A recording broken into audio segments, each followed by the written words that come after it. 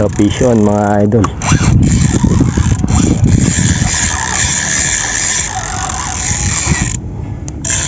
Malaki-laki to ah.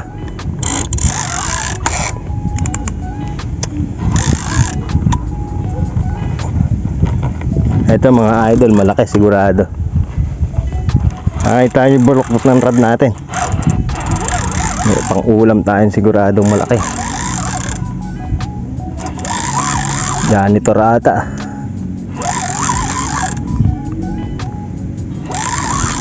Hindi pumapalag ah. Nako. Ay.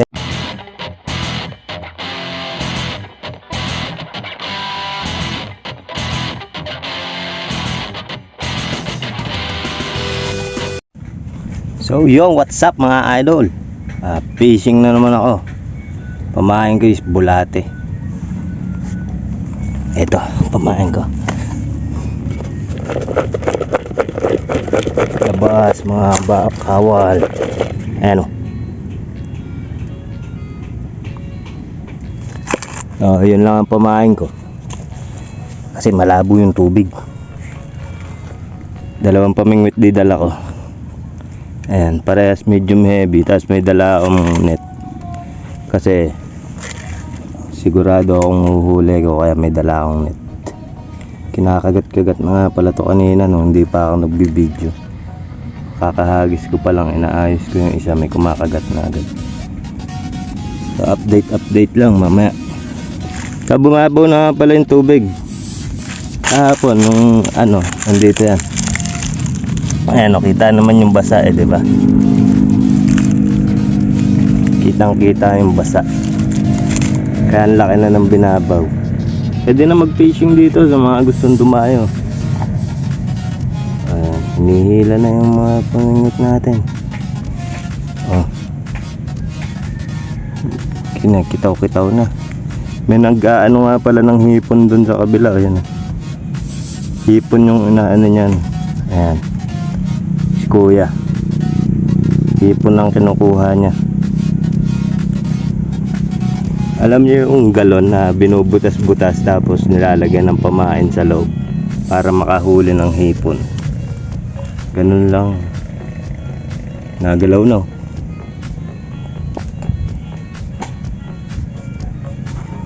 Mama, pagka may huli, papakita ko sa inyo. Tingnan natin kung mabisa yung bulate. Yung pwesto ko nga pala dito sa kabilang batuhan, mga idol, gawing dampulan to.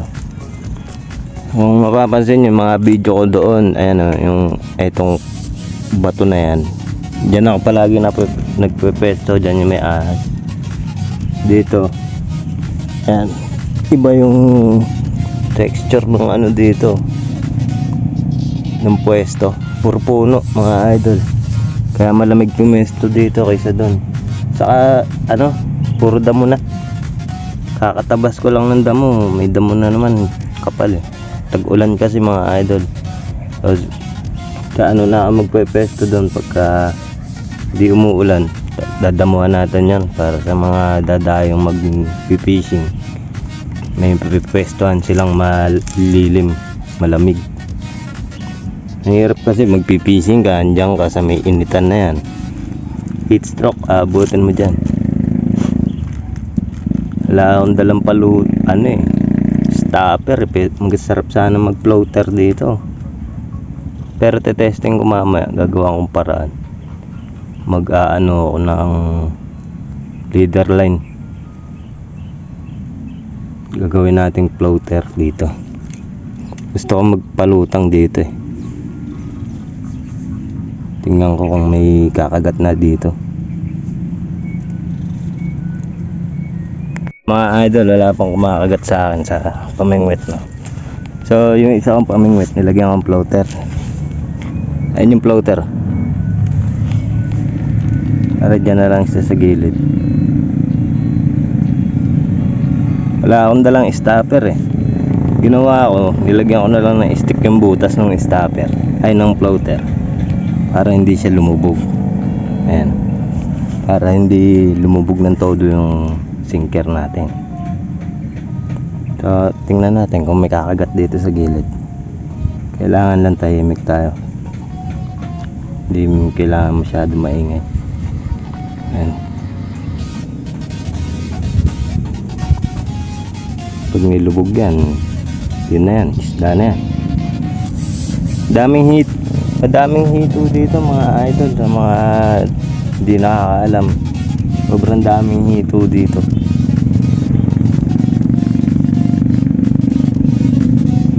Yung isa inagis ko doon sa kabila, pinaabot ko sa kabila, malakas yung agos sa gitna kaya parehas lang nakagilid yan, nakagilid doon sa kabila, saka nakagilid dito.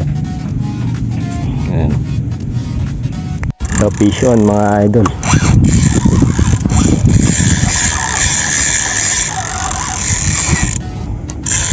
Malaki-laki to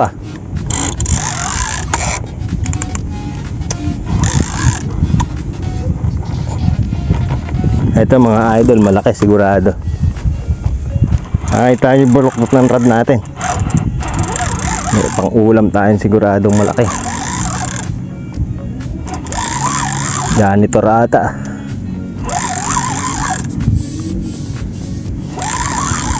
Hindi pumapalag Nako, ano ba? Ay, may isda. Ay, pagong.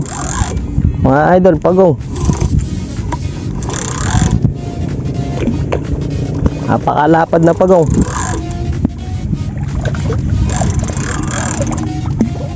Ang mga idol, napakalaking pagong.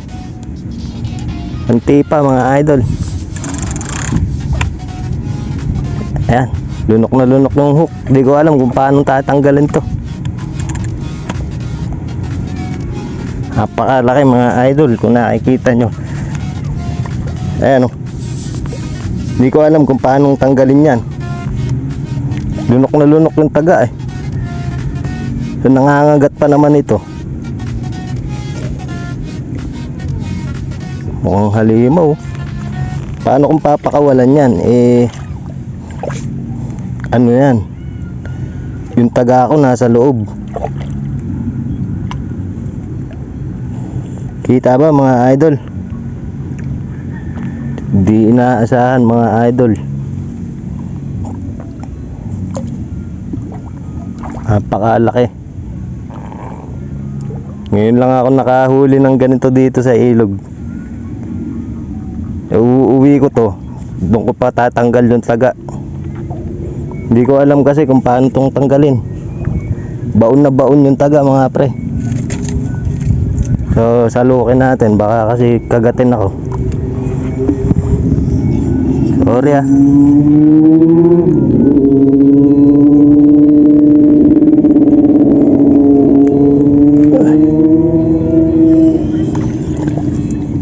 mga idol, mahigit 1 kilo siguro to. Kaya pala sobrang bigat hilahin. Ayan.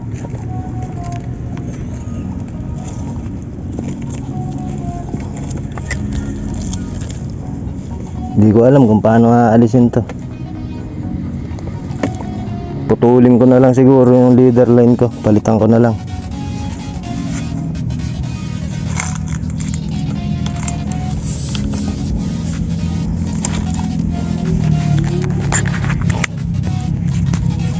Mga idol, mahigit 1 kilo yan.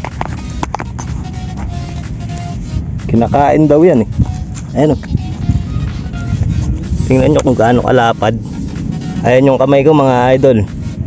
So ayoko siyang lapitan dahil hindi ako marunong nito. Baka makagat ako. Ayan Nakita nyo, 2 lapad ng kamay ko So papalitan ko na lang yung leader line. Puputulin ko na lang yung leader line kaysa tanggalin ko. Ayoko, natatakot ako baka kagatin ko Putulin ko na lang.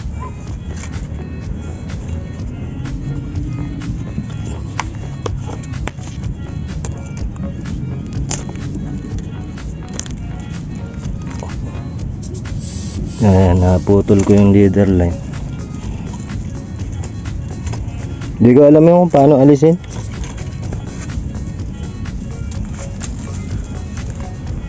Magpapalit lang ako ng leader line mga idol. Tapos magkakasta ako. Gusto ko isda eh. Kinakain din naman yun, kaso hindi ako kumakain nun. Ewan ko yung iba, bibigay ko sa iba. Ano yan eh, salot dito yan sa ilog eh. Kaya dapat din na yan pinapakawalan. Sobrang laki mga pre. Yung floater mga idol. Tingnan natin kung ano to.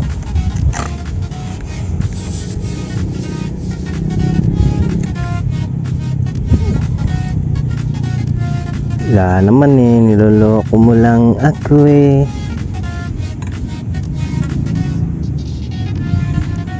Kala ko isda na mga pre. Nilulubog yung floater eh.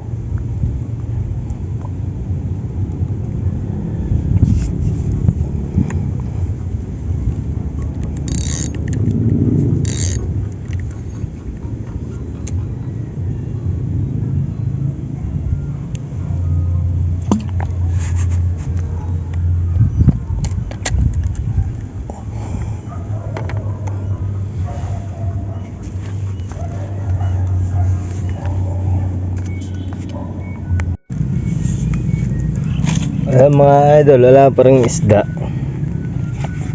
Wala pa rin isda na kumakagat. Dito sa may floater, may strike. Pero hindi naman nahuhuli.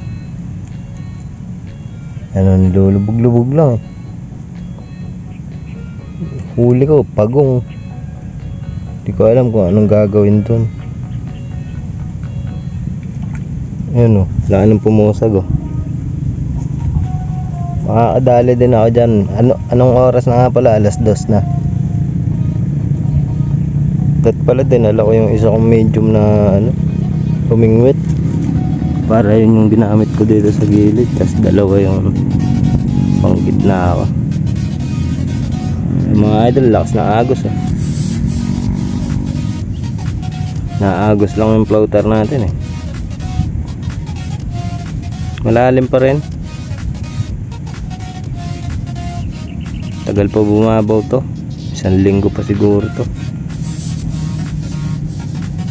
Pagka tinakbo yung floater na to, huli ko na to. So sa may, ayan, sa may tawag yan, deep fishing. Dito sa may isa kong rod na yan, wala pang may strike.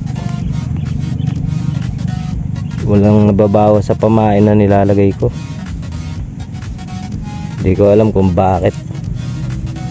May pamain ako dito, so itatabi ko to. Pwede kong dumayo bukas kasi may pamain naman ako. Pero tingnan ko pa rin to. Mga hanggang alas 3 lang siguro ako dito. Pagka wala, uwi na ako. Kasi kung meron to, kumagat na to kanina pa eh. Kaso wala yun. Balubaluktot lang. Hila-hila lang ng agos ata.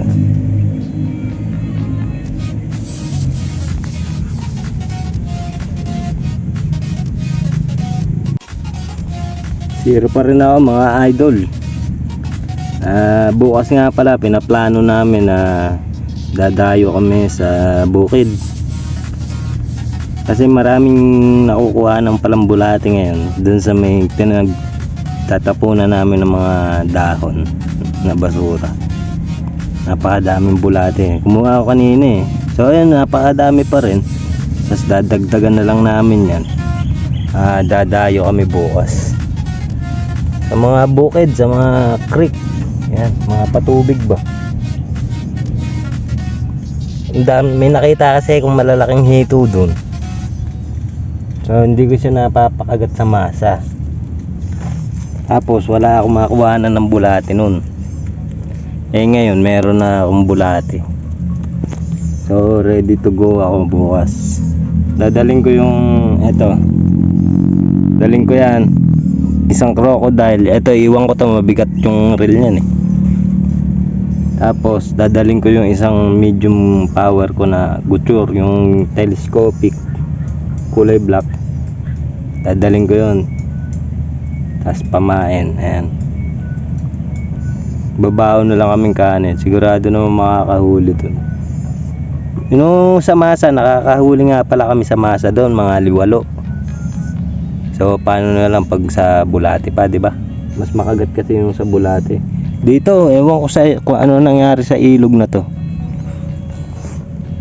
Kahit ano ipain mo dito, wala na kumakagat dito.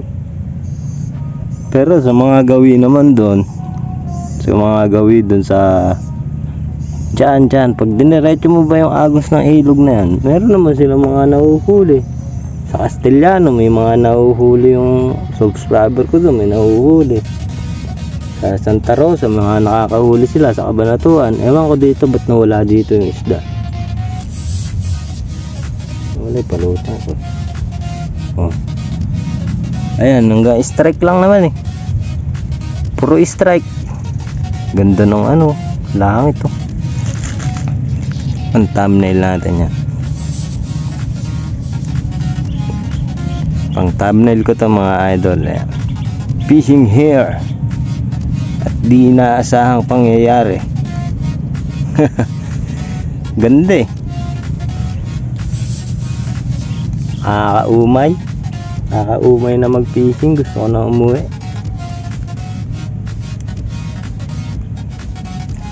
Yun o, pusagan lang sila ng pusagan sa harapan mo. Ayaw naman kumagat. Mga walang nyo.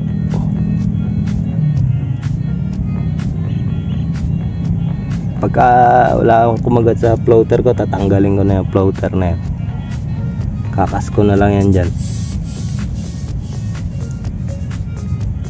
Umay talaga eh.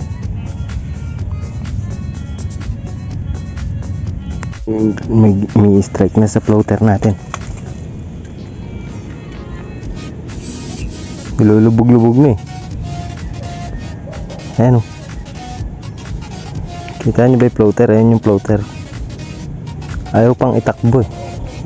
Siguro maliit. O tingnan ko. Wala. Maliit. Kinakain lang yung pamain. Kala ko huli na eh. Iba talaga pagka malaki yung isda, talagang babayuhin talaga yung pamingwit mo. Hindi ka mukha ng mga ganyan, maliliit na kagat lang.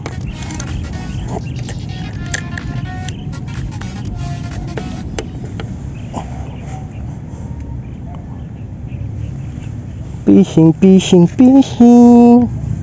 Walang nahuhuli. Yo mga idol, zero, wala akong nahuling isda, pagong lang.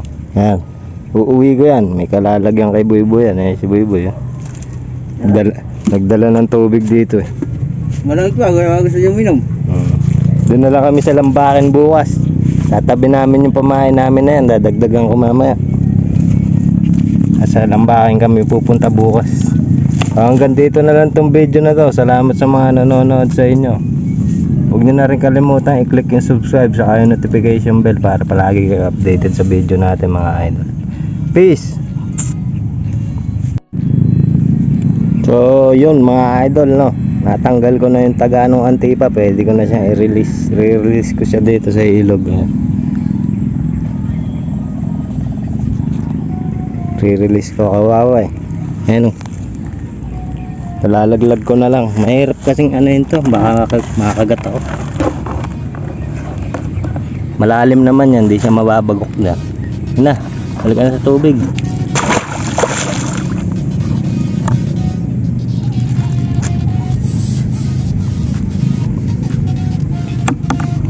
Na-release ko na. Kaya hanggang dito na lang itong video na to talaga. Kanina kasi kala ko hindi ko matatanggal yung hook. Umuwi ako sa bahay, ginamitan ko ng long nose.